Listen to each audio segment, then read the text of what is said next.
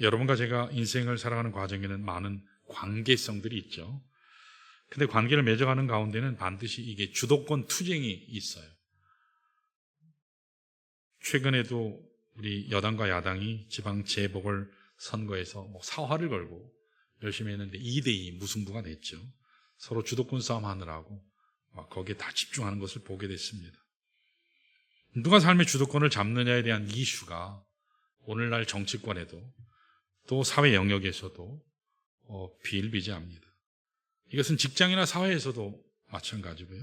심지어는 교회 공동체, 가정 안에서도 이 헤게모니, 누가 주도권을 잡느냐 이슈가 있습니다. 누가 주도권을 잡고 누가 대장이 되고 보수가 되느냐에 대한 투쟁이 각각 영역에 따라 다 있습니다. 특별히 이 가정의 경우에 남편이 주도권을 갖느냐 아내가 주도권을 갖느냐, 이 총성 없는 전쟁은 누구에게나 다 있죠. 물론 어떤 가정은 총성이 멈춘 그런 경우도 있지만 오늘 여러분의 경우는 어디에 속하시나 모르겠습니다. 여러분 가정의 주도권자 보스가 누굴까요? 남편이든가요? 아내든가요? 교회의 주도권자가 누군가요? 성도인가요? 목회자인가요? 이 국가의 주도권자가 누군가요? 백성인가요? 집권자인가요?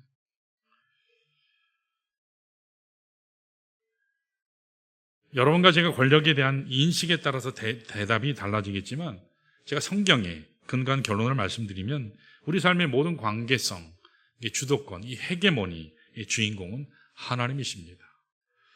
가정이든지 교회든지 국가든지 사회든지 모든 만물을 다스리는 분은 하나님이시기 때문에 하나님이 이 주도권을 가지시고 계신 분입니다. 우리 모든 존재의 보스가 되는 분이 하나님이에요. 자, 오늘 말씀을 통해서 하나님을 내 인생의 주도권자로 삼아 살려면 뭐가 필요할까? 오늘 본문을 통해서 좀 나누길 원합니다. 우리가 지금까지 고린도서를 쭉 지금까지 묵상하고 공부해 왔는데 오늘 본문은 특별히 남자와 여자의 그 위치, 포지션과 역할, 롤에 대한 그런 말씀이에요.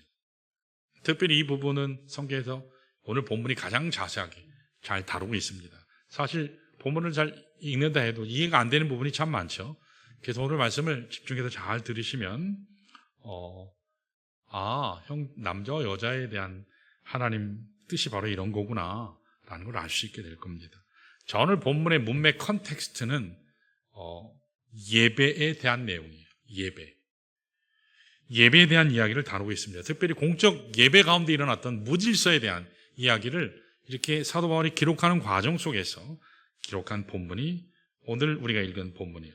앞으로 우리가 11장까지 왔지만 12장, 13장, 14장까지를 계속 우리가 말씀을 나눠보면 알겠지만 다 월십에 대한 얘기예요. 예배, 하나님 앞에 드리는 예배에 대한 문제, 특별히 세 가지 이 문제, 이슈가 고린도 교회 안에서 일어났거든요. 그 한 가지가 뭐냐면 여자가 예배 가운데, 예배 시간에 이 수건을 쓸 것이냐 안 쓸 것이냐. 우리 천주교에서도 이렇게 매일 쓰거든요. 쓸 것이냐 안 쓸 것이냐. 그리고 주의 만찬을 예배 시간에 남용하는데 주의 만찬이 주의 피와 살, 그것에 대한 기념하는 것인데 식사하는 것처럼 벌컥벌컥 마시고 먹는 것에 대한 그런 애찬식으로 잘못 이해하는 것에 대한 문제. 또 한 가지 문제는 이 공예배 시간에 은사를 함부로 사용하는 문제에 관해서 사도 바울이 지금 이야기하고 있거든요. 그 중에서 오늘 본문은 여자가 예배에서 특별히 자매들이 예배 시간에 예배 드릴 때 머리에 수건을 쓰는 것에 대한 문제를 다루고 있습니다. 그래서 여기는 본문은 우리가 특별히 말씀을 공부하지 않는 한 잘 알 수 없는 부분이에요. 그래서 여러분들이 잘 들으시면 아하, 이런 말씀이구나, 이해가 잘 될 겁니다. 자, 먼저 4절 한번 보면 이렇게 나와요. 같이 한번 읽습니다. 시작. 물은 남자로서 머리에 무엇을 쓰고 기도나 예언을 하는 자는 그 머리를 욕되게 하는 것이요 라고 했어요. 본문에서 보면 기도나 예언이라는 말을 설명하는 것을 보면 이 컨텍스트가 지금 공적인 예배 시간에 일어났구나라는 걸 알 수 있어요. 남자가 예배를 참석할 때는 머리에 못을 쓰고 나와서는 안 된다, 그렇게 말씀을 하고 있어요. 근데 오늘 뒤로 가면 또 예배 시간에 여자가, 자매들이 머리에 수건을 쓰고 나와야 된다. 또 그렇게 또 얘기하죠. 남자는 쓰면 안 된다 했고 자매들은 써야 된다. 그렇게 얘기를 했어요. 자, 이 내용은 그러면 예배 드릴 때 쓰면 다 쓰든지 안 쓰면 다 안 쓰든지 그게 공평할 것 같은데 왜 사도 바울은 이렇게 얘기했는가? 그것은 이 당시 문화적인 컨텍스트, 문화적인 배경을 우리가 잘 알아야 돼요. 그래서 이따가 제가 설명을 하겠습니다. 남자가 예배를 참석할 때 머리에 못을 쓰고 나오는 것은 안 된다. 왜냐하면 머리를 욕되게 하는 것이기 때문에 그렇게 말씀하고 있어요. 고대 헬라 사회에서 특별히 이 남자가 머리에 못을 쓰고 있다라고 하는 것은요, 노예됨을 상징해요. 나의 주인이 누군가다. 그러니까 모자에 어떤 모양이 있든지 어떤 집안을 상징하든지 어떤 색깔을 상징하든지 하는 자기가 소속된 주인 누군가가 나의 주인이다. 나는 노예다. 그것을 나타낼 때 머리에 모자를 썼어요. 그러니까 크리스찬인 경우에 하나님의 또 다른 주인을 둔다는 것은 우리의 머리이신 그리스도를 욕되게 하는 것이기 때문에 예배 가운데는 그 어떤 것도 쓰면 안 된다. 하나님만이 나의 주인이기 때문에 그런 상징으로 쓰지 말라. 그렇게 얘기한 거예요. 자, 그 반면에 5절에서 6절을 보시면 반대 경우를 얘기해요. 이번에는 자매들이 어떠하냐. 자, 우리 5절 한번 읽어볼까요? 같이 시작. 무릇 여자로서 머리에 쓴 것을 벗고 기도나 예언을 하는 자는 그 머리를 욕되게 하는 것이니 이는 머리를 민 것과 다름이 없음이라. 그렇게 얘기했어요. 자, 여기 있는 말씀을 다시 말씀드리면 여자분들이 평소에 머리에 무엇을 쓰든 안 쓰든 그것은 이슈가 아니에요. 예배 시간에 대한 얘기예요. 공적인 예배 시간에 나오면 머리에 수건을 쓰지 않는 경우는 마치 머리를 민 것과 같다. 다시 얘기해서 머리를 깎은 것과 같다. 그렇게 얘기를 해요. 그러니까 여자들은 교회 나올 때 반드시 수건을 쓰고 예배에 참석을 해야지 여자로서 부끄럽지 않다. 그렇게 얘기를 하고 있어요. 사도 바울이 오늘 본문에서는요. 여러분, 왜 사도 바울이 이런 명령을 하고 있을까요? 그리고 이 명령이 오늘날에도 그대로 적용이 될까? 캐톨릭 경우에서는 미사를 드리잖아요. 미사를 드릴 때 여자분들은 다 이 머리에 베일, 그것을 쓰는 것을 보게 돼요. 아랍권에서도 오늘날까지도 여자분들은 다 베일을 쓰는, 얼굴을 가리기도 하죠. 과연 오늘 사도 바울이 기록한 이 본문 말씀에 의하면 오늘도 우리가 특별히 자매들이 예배 시간에 수건을 써야 된다 그런 뜻일까? 그런 뜻은 아니에요. 오늘 본문을 바로 이해하려면 앞서도 말씀드렸지만 그 당시 문화적인 컨텍스트를, 문화적인 배경을 아셔야 돼요. 당시 고린도 지역에는 여자가 머리에 수건을 벗거나 머리를 깎는 것은 가장 비천한 모습을 상징하는 거였어요. 왜냐하면 이방신을 섬기는 여사제들이 있었는데 그 여사제들은 머리를 깎았거든요.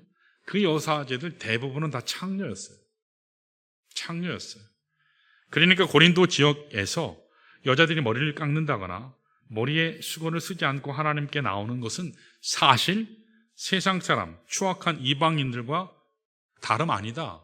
같은 비천한 행동이고 이것은 하나님께 영광되지 않는다라는 것을 의미했다는 겁니다. 그래서 그 당시에도 상류층에 있는 사람들은, 몸가짐이 조신한 여인들은 머리에 베일을 쓰고 다녔어요. 나는 교양 있는 사람이다. 그런 상징을. 민수기 5장 18절에도 보면 이스라엘 사회에서 여자가 간음했을 때 머리를 풀게 했어요. 우리 한번 볼까요? 짧게 색깔 있는 부분만 시작. 여인을 여호와 앞에 세우고 그의 머리를 풀게 했다. 그렇게 기록해요. 그래서 오늘 말씀 이 표현은 머리에 수건을 쓰라는 듯한 것이 보이지만 그것 자체가 중요한 게 아니라 문화적인 상황에서 보자면 문란한 이방인들과 구별돼야 된다, 그런 의미라는 거예요. 구별돼야 된다. 여기서 한 걸음 더 나가서 초문화적인 삶의 원리를 여기에서 우리가 이렇게 끄집어내서 보면 그리스도인의 명성에 대한 이야기예요. 하나님의 거룩한 사람답게 바르게 몸가짐하고 또 바르게 옷차림도 가지라, 그런 교훈을 우리가 얻어낼 수 있는 겁니다. 자, 여기까지 설명한 사도 바울이 이제 8절과 9절에 넘어가면 이제는 남자와 여자에 대한 위치에 대한 이야기를 해요. 위치요. 자, 우리 8절 한번 볼까요? 같이요. 시작. 남자가 여자에게서 난 것이 아니요 여자가 남자에게서 났으며. 이게 뭔 얘기하는 걸까요? 남자가 여자에게서 난 게 아니고 여자가 남자에게서 났대요. 이건 창조하실 때 하나님께서 행하신 그 일을 얘기하죠. 처음 인간을 창조할 때 남자를 먼저 만드시고 남자의 갈빗대에서 여인을 만드셨잖아요. 그 얘기하는 거예요. 자, 계속해서 9절을 보면 9절 봅니다. 같이요. 시작. 또 남자가 여자를 위하여 지음을 받지 아니하고 여자가 남자를 위하여 지음을 받은 것이니. 자, 창세기 2장에 나오는 더 구체적인 얘기죠. 하나님께서 남자를 창조하신 후에 홀로 있는 것을 안쓰럽게 생각하셔서 좋지 않다 하셔서 돕는 배필을 지으셨잖아요.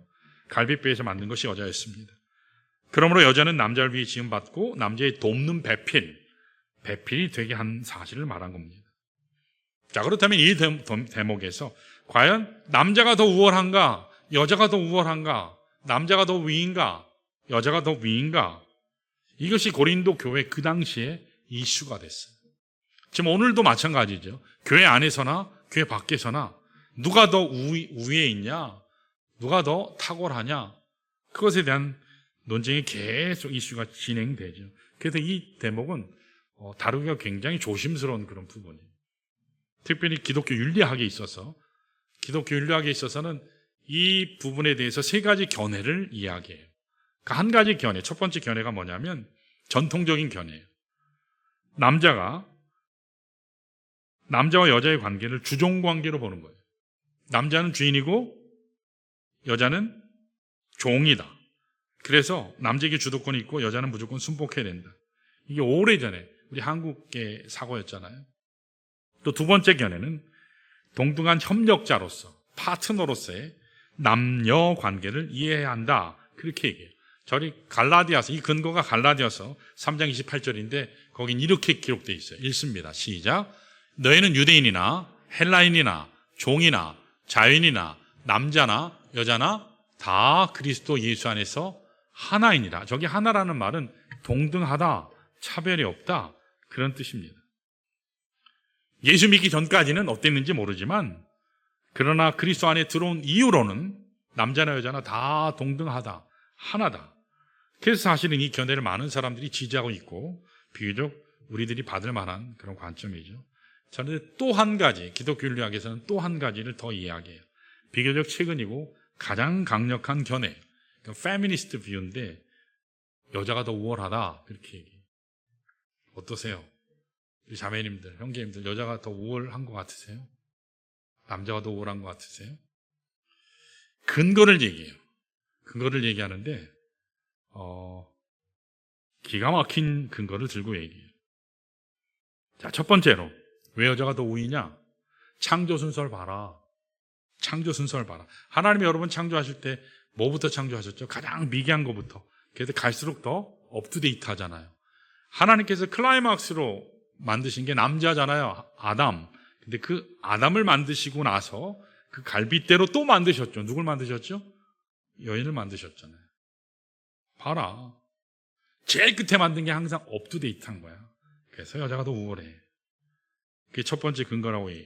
두 번째로는 만들 때 재료가 뭐로 만들었냐를 봐라, 이거죠. 퀄리티가 다르다. 남자는 흙덩어리로 만들었지만 여자는 갈비뼈로 만들었어. 어떤 저번에 하나님께서 왜 갈비뼈로 여인을, 아내를 만드셨을까요? 그랬더니 어떤 집사님이 아내를 너무 사랑했는지 갈비뼈가 맛있었어요. 그렇게 얘기하더라고요. 그분은 갈비를 돼지갈비, 소갈비 좋아하시나 봐요. 남자는 흙으로 만들었어요. 흙이요. 그래서 퍼석퍼석해요. 이렇게 제대로 되지 않고 야무지지 못하잖아요. 근데 여자는 갈비뼈로 만들어서 얼마나 단단한지. 그렇죠? 야무지죠. 똑 부러지죠. 뭘 하면 확실하게 하잖아요. 이러면서 만든 재료 자체를 볼 때 여자가 더 우월하다, 그렇게. 자, 그런데 세 번째 근거를 얘기하는데 이거는 입이 턱 다물게 말해요. 돕는 자, 이 헬퍼, 돕는 자의 뜻을 봐라. 일반적으로 여러분 돕는 자 하면 우리 시다 생각하기도 하고 누가 옆에서 일할 때 보조하는 사람이라고 생각하잖아요. 그런데 사실 성경에서 얘기하는 여기 돕는 자라는 말은 정반대예요. 강한 자, 센 자를 얘기해요. 더 능력이 뛰어나고 힘 있는 자를 의미해요. 이게 히브리에서 에제르라는 단어거든요. 이게 구약에서 21번 나와요. 근데 여기 돕는 배필할 때 그게 에제르라는 뜻이거든요. 21번 중에 한 번이에요. 21번 구약 성경에 나오는데 그 중에 20번은 더 힘센 자, 강한 자를 표현할 때 이 단어를 사용했어요. 심지어는 20번 중에 16번은 하나님을 묘사할 때 쓴 게 에제르라는 말이에요. 여러분 시편에서 보면 여호와는 나의 도움이시라 이런 내용이 굉장히 많이 나오잖아요. 여호와는 나의 도움이시다. 근데 그때 도움이시다 할 때 도움자라는 뜻이 에제르라는 말이에요. Divine Helper, 신적인 돕는 자, 이게 하나님을 얘기하거든요. 그때 사용한 단어가 에제르예요. 그러니까 이 도움자라고 하는 것은 약한 자를 말하는 게 아니고 더 파워풀하고 더 넉넉한 강한 자를 얘기해요. 강한 자가 도울 수 있다. 그러니까 여자가 더 우월해. 이렇게 페미니스트들이 성경 근거를 가지고 얘기해요. 여러분 세 가지 견해 중에 어떤 견해를 선택하기를 원하세요? 첫 번째인가요? 두 번째인가요? 전통적인 견해세요? 아니면 동등한 위치에 있는 걸 얘기하세요? 아니면 페미니스트적인 견해를 여러분 지지하세요? 어떠세요? 여러분 이거 특별히 남편은, 형제들은 와이프나 아내 앞에서, 자매 앞에서 얘기 잘해야 될 것 같죠. 지혜롭게. 잘못 얘기하면 고초를 당할 수 있으니까. 저는 개인적으로 두 번째 견해가 옳다고 생각해요. 이 동등한 협력자.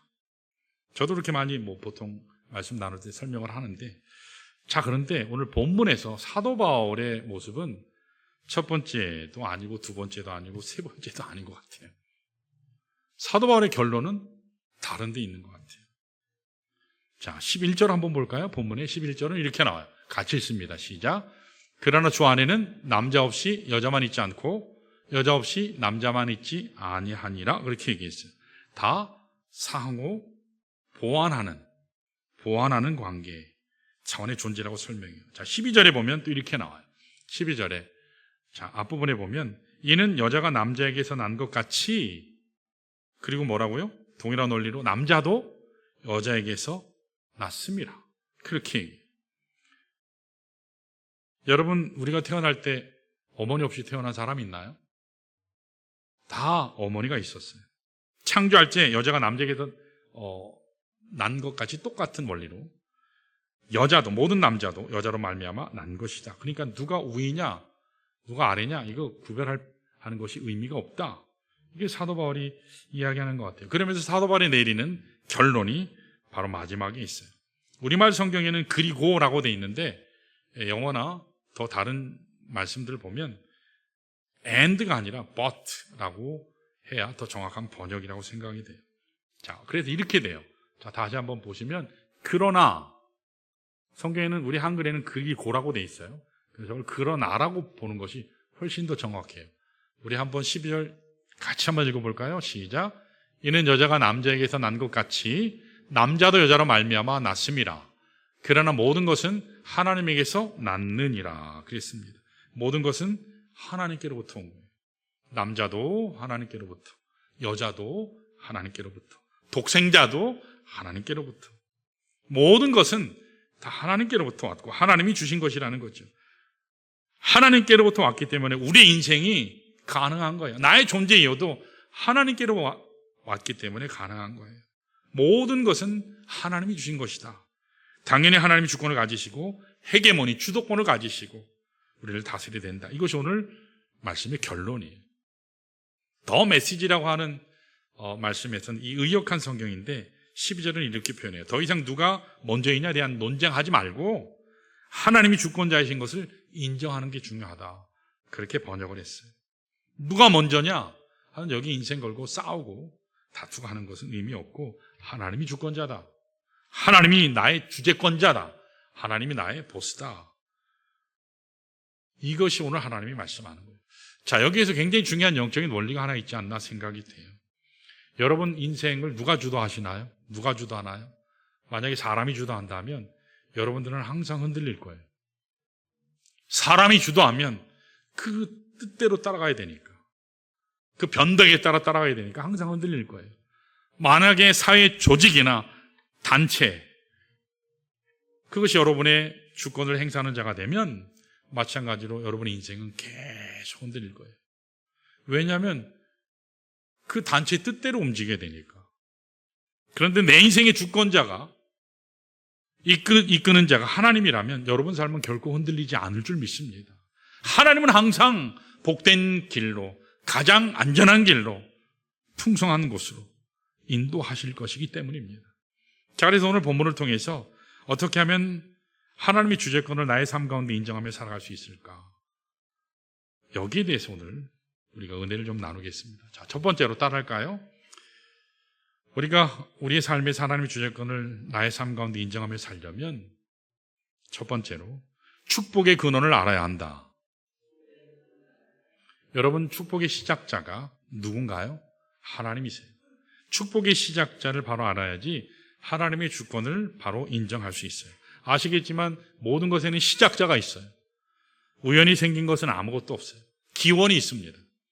오리진이 있어요. 사물이든지 사람이든지 물건이든지 그것을 시작하는 시작자가 반드시 있어요. 이 시작하는 분이 하나님이시라는 사실을 바로 알 때 우리가 하나님의 주권을 인정할 수 있어요. 자, 우리 다 같이 3절 한번 볼까요? 3절이 이렇게 나와요. 같이요. 시작. 그러나 나는 너희가 알기를 원하노니 각 남자의 머리는 그리스도요, 여자의 머리는 남자요, 그리스도의 머리는 하나님이시라 그랬습니다. 자, 얼핏 보면, 여기는 말씀만 딱 얼핏 보면 남자의 우위를 말하는 것처럼 보여지지만 사실은 그게 아니에요. 여기 특별히 머리라는 말이 나오잖아요. 머리. 우리가 보통 머리 하면 뭐로 생각하세요? 우두머리 이렇게 생각하잖아요. 다스리는 자. 그래서 인간의 모든 것을 움직이는 중추가 브레인, 머리에 있다고 믿기 때문에 머리라는 단어가 보스, 대장이나 헤드십, 머리됨을 강조한다고 그렇게 볼 수 있는데 오늘 우리는, 근데 고대 사회에서는 그렇게 인식하지 않았어요. 이 고린도 시대, 오늘 본문이 기록된 그 당시에는 그렇게 인식하지 않았다는 거예요. 고대 사회에서 머리가 모든 것의 중추가 아니라 가슴이 모든 것의, 이 하트예요. 가슴이 모든 것의 중추라고 여겼어요. 그래서 심장이 모든 것을 움직인다고 봤어요. 그러니까 오늘 본문에서 머리다 이렇게 번역한 것은, 이게 헬라어로는 케팔레라는 뜻인데 이것에는 가장 기본적인 뜻은 권위자, 다스리는 자라는 뜻이에요. 근데 오늘 본문에서는 그 뜻이 아니고 기원, 출발점이라는 뜻이에요. 그래서 오늘 여기의 뜻은 어디서 시작되었는가? 출발점을 설명해 주는 단어로 케팔레가 사용됐다라는 사실이에요. 자, 이런 맥락에서 3절을 다시 보시면, 자, 남자의 머리는 그리스도요? 그럼 이게 무슨 뜻이에요?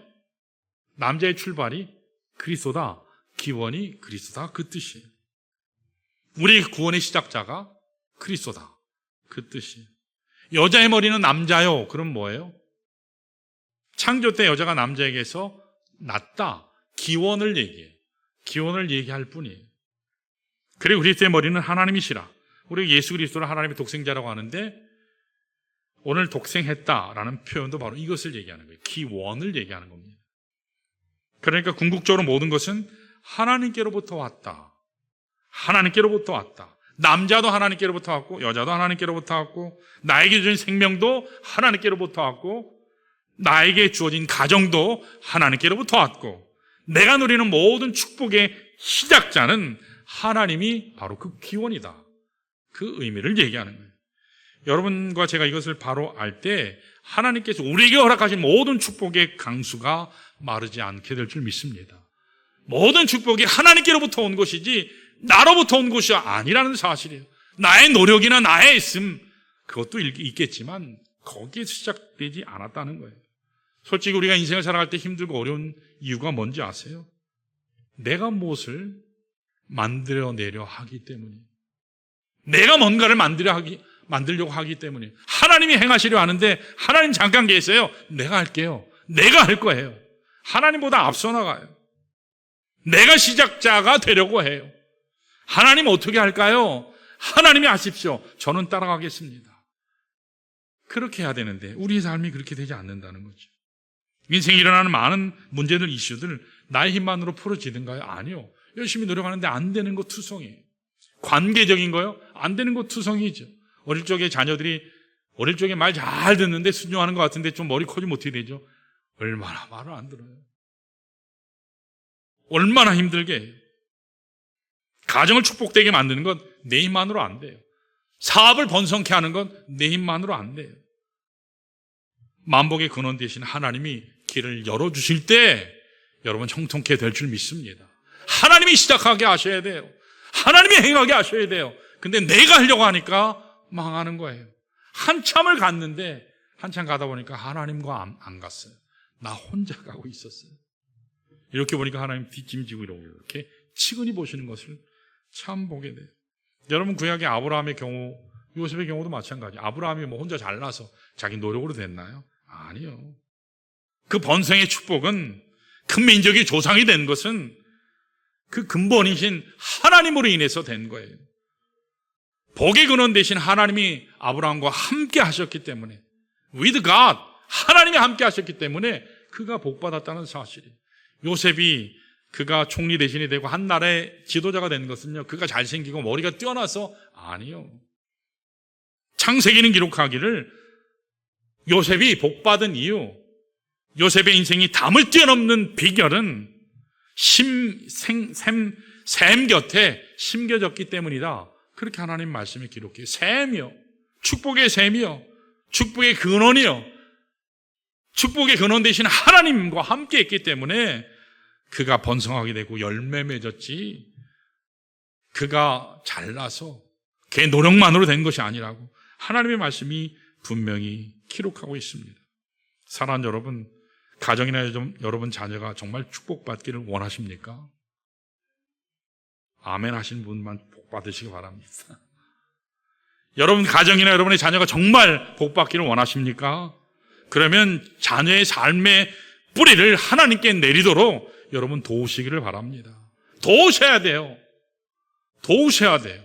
믿음의 뿌리를 하나님께 내리도록 여러분 도우셔야 돼요. 다른 것 열심히 학원 보내고 열심히 만난 거 사주는 거, 그런 거 중요해요. 열심히 놀아주는 거 중요해요. 그러나 가장 중요한 것은 믿음의 뿌리를 하나님께 내리게 하는 것, 그것만큼 복된 게 없어요. 그게 되지 않으면 나중에 내 자녀 잘 키우고 내가 다 산 이후에도 보면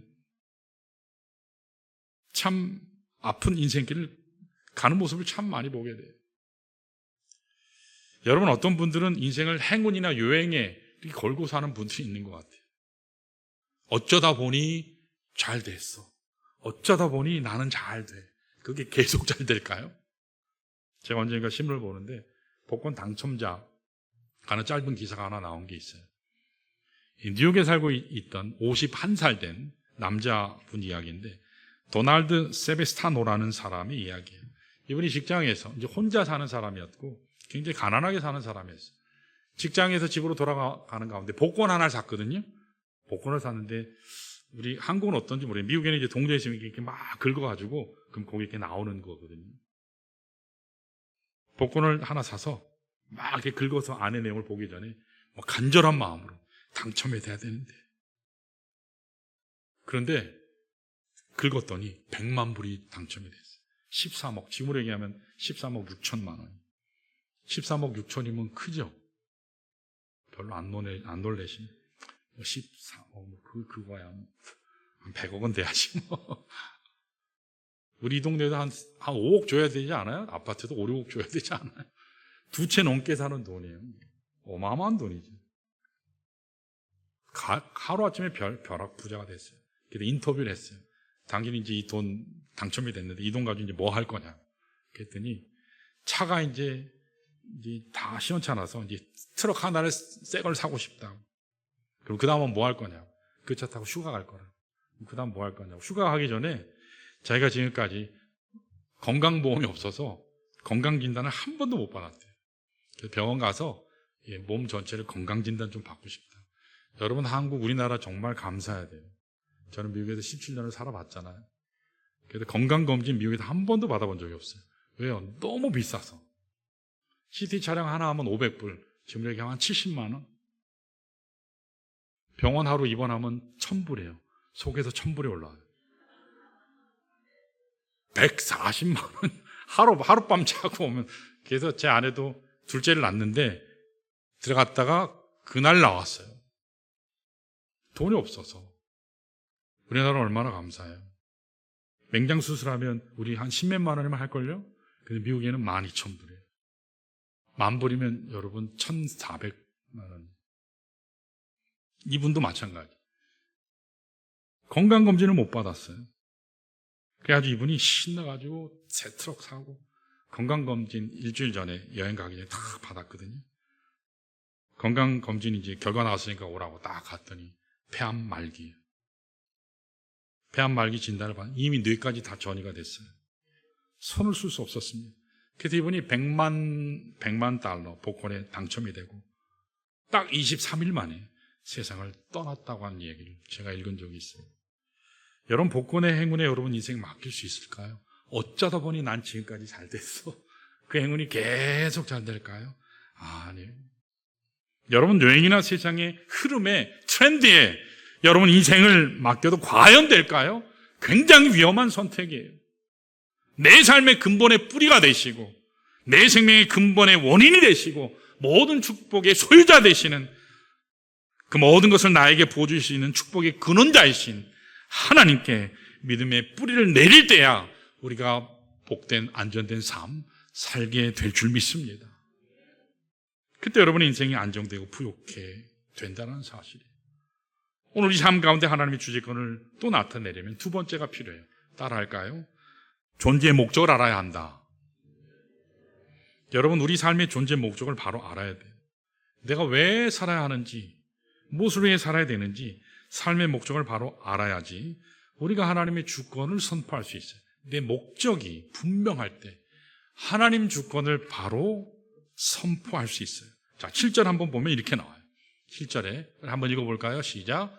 남자는 하나님의 형상과 영광이니 그 머리를 마땅히 가리지 않거니와 그랬습니다. 여기 남자는 사람을 말해요.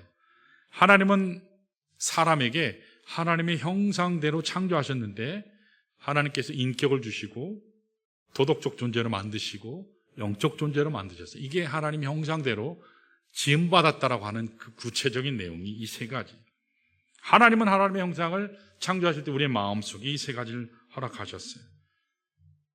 그러니까 하나님의 형상을 가진 존재가 남자이기 때문에 사람이기 때문에 당연히 하나님의 영광을 드러내는 것입니다. 우리 안에 하나님의 형상이 있으면 우리 삶을 통해 드러나게 돼요. 인격적으로 영적인 삶을 통해서.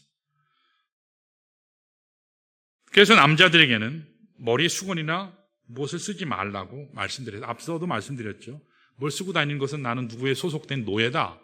그런 뜻이라고 그랬잖아요. 그래서 예배 시간에, 예배 때 나올 때는 다 벗고 그 어떤 것도 아니라는 거죠. 나의 주인은, 나의 머리는 하나님이시다.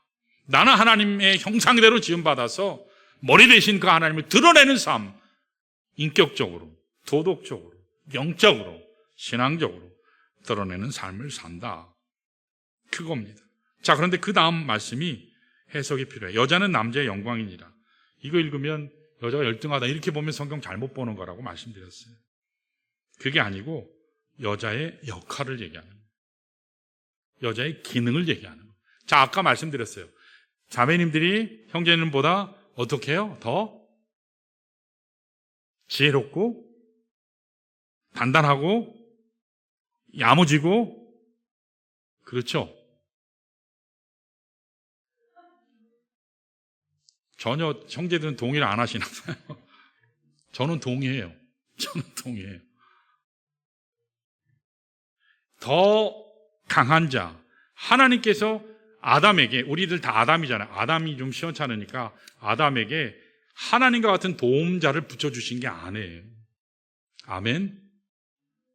형제들이 인정을 안 하지. 인정을 하셔야 돼요. 이 제 얘기가 아니에요. 목사님은 페미니스트다. 아니요. 저는 절대 그러지 않아요. 저는 성경주의자지. 여자의 역할은, 여자의 기능은 남자를 잘 세워서 하나님답게, 하나님의 형상이 잘 드러나게 살도록 도와주는 거예요. 내조하는 거예요. 그래서 그 남자 안에 있는 하나님의 형상이 잘 드러나서 하나님께 영광 돌리게 하는 삶. 이것이 바로 하나님께 부여받은 여자의 역할이라는 거죠. 또 가끔 우리 엄마들이 아들들한테 또 아내들이 남편들한테 잔소리 하잖아요. 잔소리 하시죠. 튀김 좀 그만 먹어라. 밤에 라면 끓여 먹으면 라면 좀 그만 먹어라. 콜라 좀 그만 먹어라. 잔소리 안 하세요? 빵 좀 그만 먹어라. 맵고 짠 거 먹지 마라. 좀 비타민 좀 제대로 잘 챙겨 먹어라. 잔소리 막 하잖아요. 안 먹으면 어떠죠? 혼나잖아요. 안 혼나세요? 혼나잖아요. 근데 이거 바가지로 생각하면 안 되지. 하나님이 내 옆에 세우신 하나님의 가장 사랑하는 헬퍼라는 거죠. 하나님이 나의 형상, 하나님의 형상대로 바르게 나를 만들어가는 과정에 나를 돕는 자를 아내를 주셨구나, 이렇게 생각하면 참 감사의 제목이 되죠. 만약에 그냥 우리 형제들을, 아들들을 그냥 냅두면 어떻게 되죠? 뭐 이건 딸들도 마찬가지지만 먹고 싶은 대로 다 먹으면 어떻게 될까요?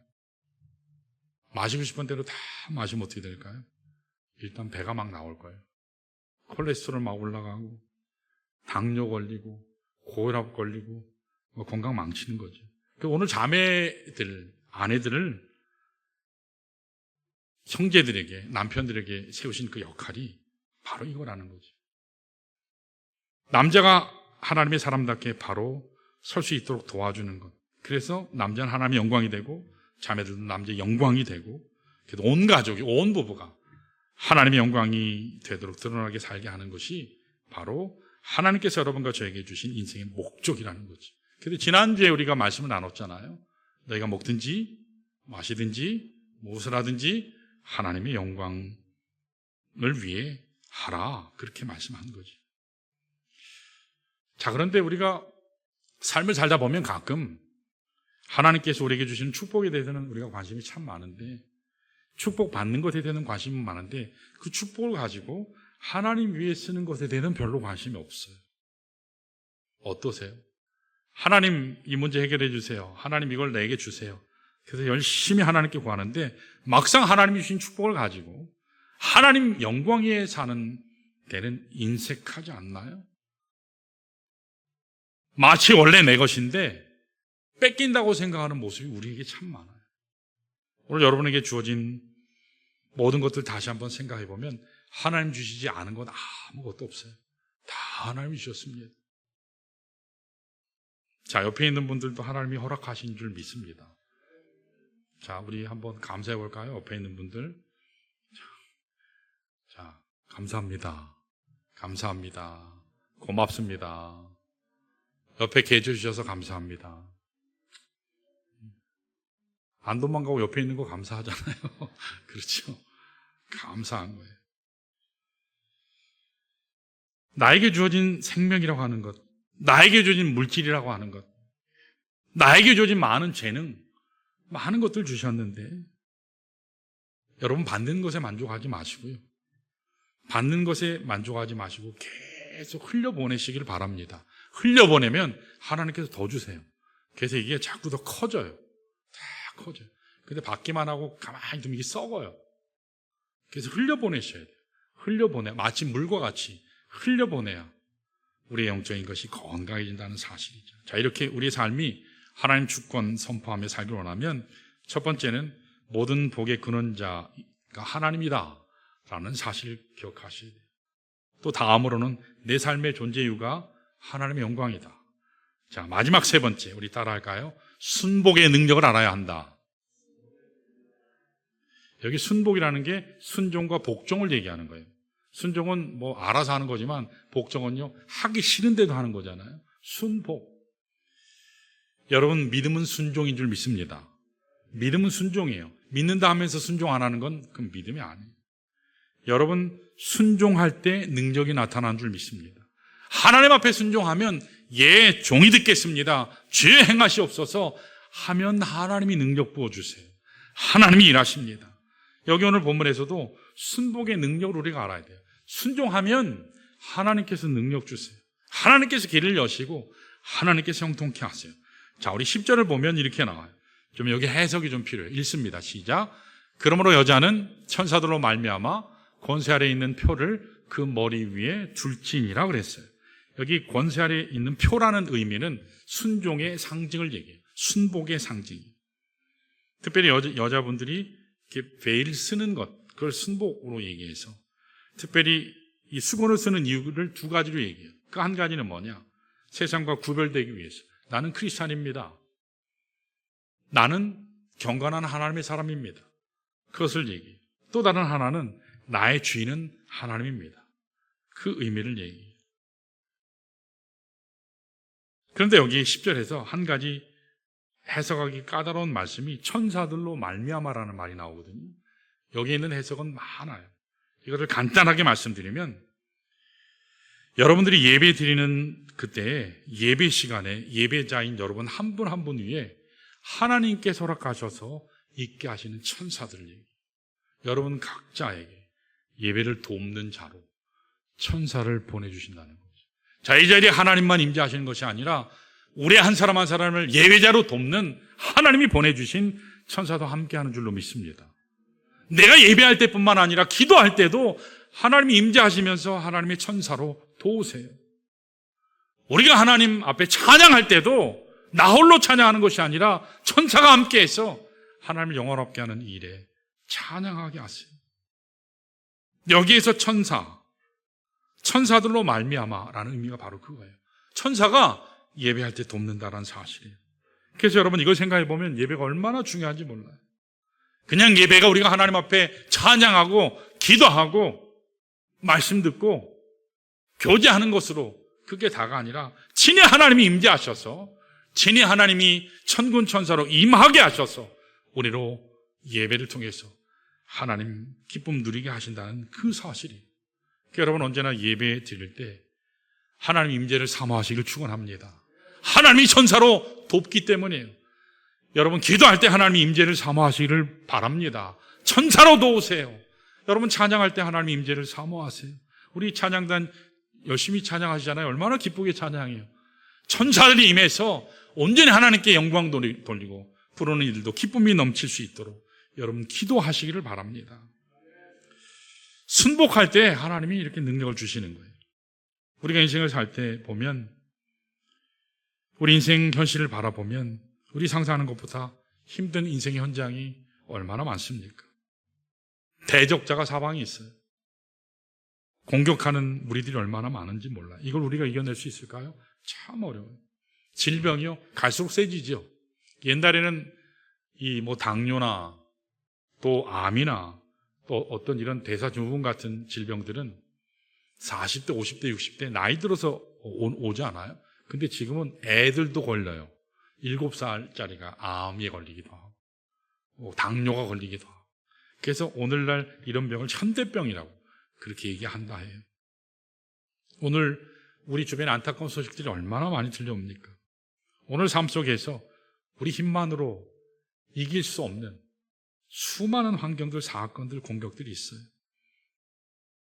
그냥 속수무책으로 당하고만 있을 수 없죠.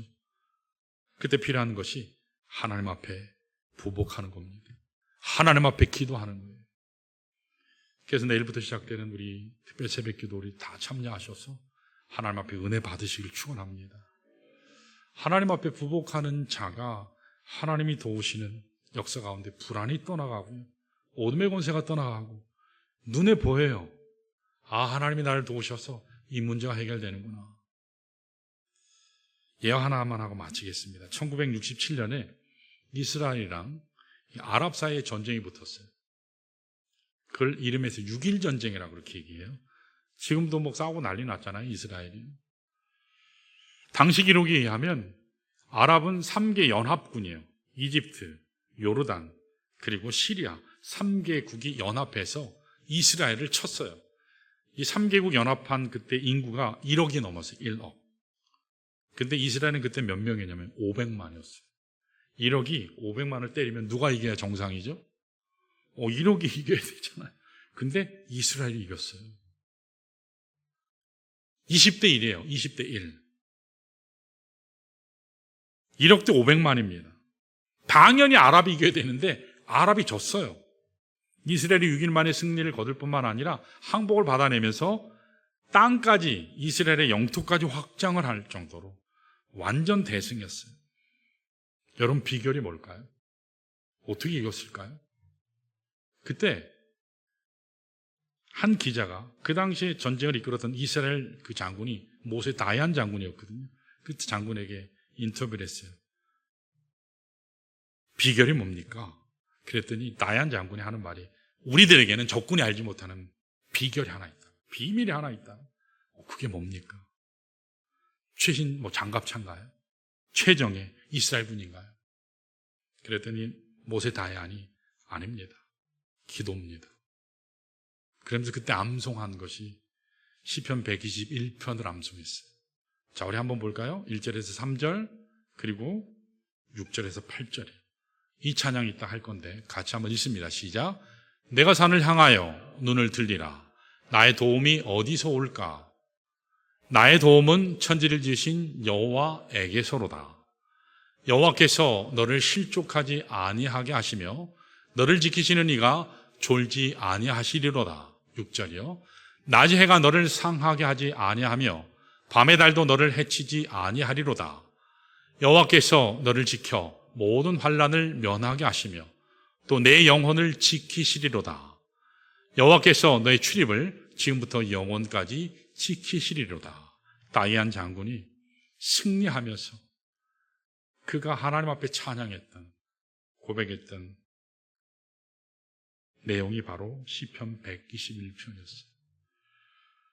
사랑하는 여러분, 오늘 여러분과 저의 삶 가운데서도 결코 기대치 않았던, 예기치 않은 불청객, 사건들이 몰려올 수 있어요. 나의 힘으로 안 돼요. 신음만 하고 있으면 안 됩니다. 여러분 나오셔서 함께 부르짖고 기도하시기를 바랍니다. 이 시간에 우리 모두 일어나셔서